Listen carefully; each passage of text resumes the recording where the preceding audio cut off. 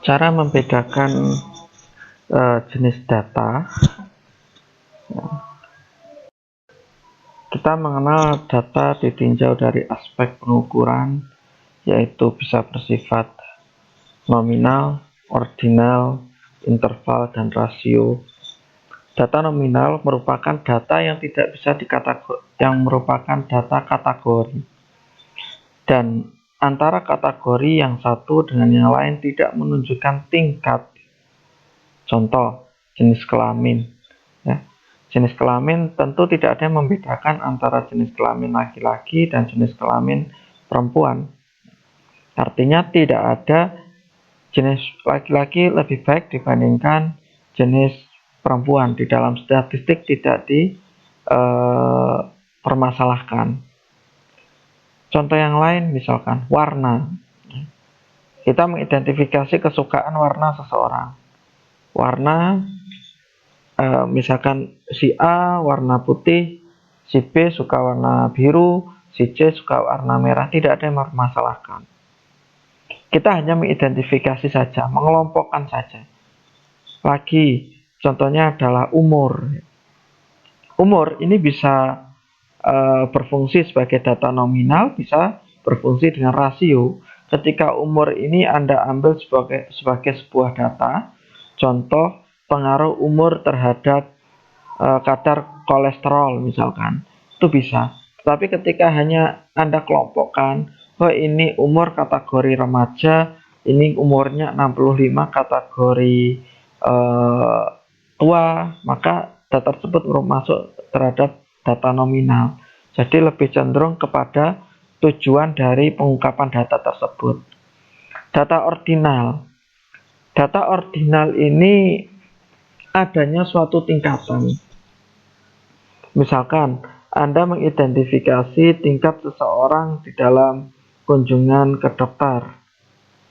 Nah, misalkan orang tersebut diidentifikasi sering, kemudian kadang-kadang, kemudian tidak pernah.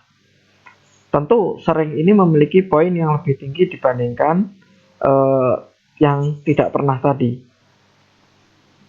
Contoh lain, ya, kalau misalkan Anda meneliti tingkat pemahaman peserta terhadap PHBS, maka ada yang paham, ada yang tidak, ada yang setengah paham, ada yang agak paham.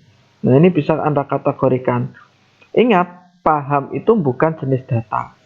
Ya, paham bisa Anda jadikan sebagai data ketika Anda rubah nilainya menjadi angka 4. Tidak paham itu juga bukan sebagai data, tetapi dia berubah menjadi data ketika Anda rubah nilainya menjadi angka 1.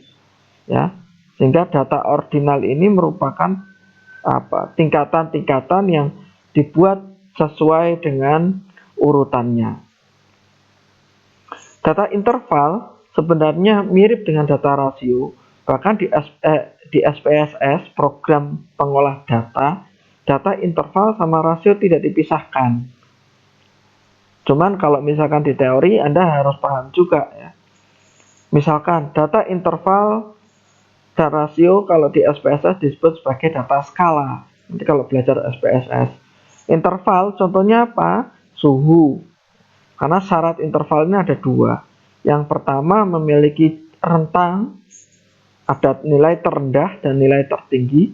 Dan yang kedua memiliki nilai nol mutlak. Rentang ini biasanya misalkan nilai mahasiswa dari 0 sampai 100. Nah, kalau nol mutlak ini jarang dimiliki. Contoh suhu tadi saya jelaskan. Ada 4 sebenarnya. Kita ambil contoh pengukuran suhu menggunakan Celsius sama Fahrenheit. 0 derajat Celsius ini sama dengan 32 derajat Fahrenheit.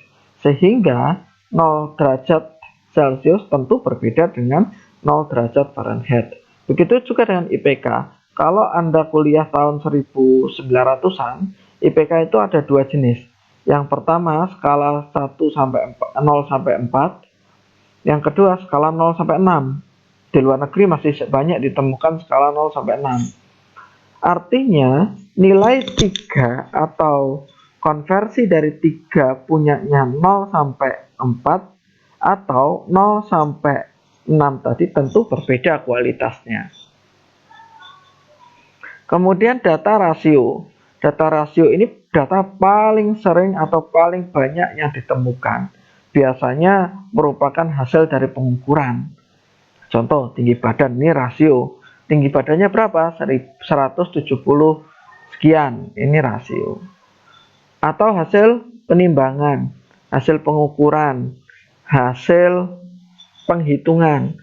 Ya. Makanya umur tadi bisa menjadi rasio tergantung dari permasalahannya. Itu saja yang bisa saya sampaikan. Assalamualaikum warahmatullahi wabarakatuh.